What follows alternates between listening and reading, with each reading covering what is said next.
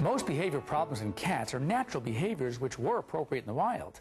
But now that our friends are domesticated and usually indoors, we have deemed these behaviors totally undesirable. The two most common feline behavior complaints that we have to deal with are scratching and litter box problems. Handling these behavior problems can be frustrating if we let them, but if you approach them rationally, they can be treated. Let's start with scratching. Cats need to scratch. It's natural for them to go through the motions. They love to knead, and they use this behavior as one way to mark their territory. Scratching also helps remove the worn-out layers of their claws.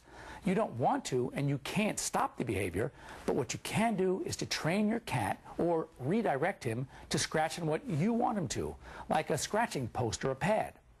Ideally, place this post near his sleeping area in his safe room to get him used to using it at first. If your cat is scratching your drapes, carpeting, bedspreads, etc., you should be able to redirect him to appropriately placed alternative scratch surfaces. Firstly, so he doesn't continue to damage the inappropriate surfaces, you should clip his toenails as short as possible and place a scratching pad or post in or near these inappropriate areas. These can be purchased or easily made. Now, if you're going to make one, try to use an upholstery or carpet with vertically oriented threads. Once in place, take your cat up to these new surfaces and rub his paws on the surface of the scratching post. His scent glands are in his pads, so he'll be placing his own scent on these new surfaces. You can also try rubbing some catnip on the post, as some cats are attracted to this. Your cat will start returning to his new pad or post to do his scratching.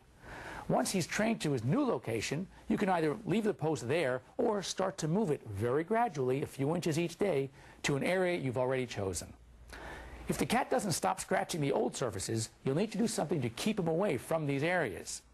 If you can catch him in the act, one way is to spray him with water using a plant spray or squirt bottle, or with a foghorn to startle him every time he scratches at his inappropriate location.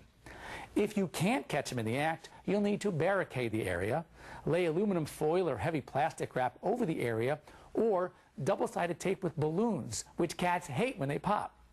You can also try the newer motion detectors. Now, what if nothing seems to work and your cat continues to ruin your home? One option is to put your cat back into a safe room every time you leave your home. What about having your cat declawed? I know for many this is a dirty word, and some veterinarians and cat owners strongly oppose this procedure.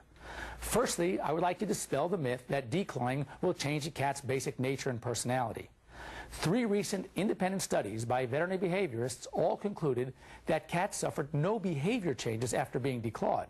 And furthermore, owners were more inclined to cuddle up with declawed cats and allow them more quality time on furniture because they were less concerned about the cat doing damage. If anything, they concluded that it brought owners and cats closer together. I feel that as another option, especially considering the newer, safer surgical techniques like laser surgery, or the disturbing alternatives of having to give your cat away or make it an outdoor cat, which, as I mentioned earlier, in most situations can be very dangerous, declawing can be a viable option. If and when declawing, make sure you have only the front feet done. Never declaw the back feet. There's yet another alternative which those of you who are strongly opposed to declawing should find interesting. It's soft paws, which are small, molded vinyl nail caps which are placed and glued over a cat's freshly clipped nails. The caps usually stay in place for 4 to 8 weeks until the cat's nails grow out, at which time a new set is applied. Your cat will still knead and go through the scratching motions, but with the soft paws, he can't do any damage. Thank you for watching our video. Please take a moment to visit our websites. Dr. Deborah Garrison at the Treshweek Veterinary Clinic, loveyourdog.com, loveyourcat.com, tvet.com, mypetcaretv.com, and petdocsoncall.com. Thank you, and we wish you and your pet a happy and long life.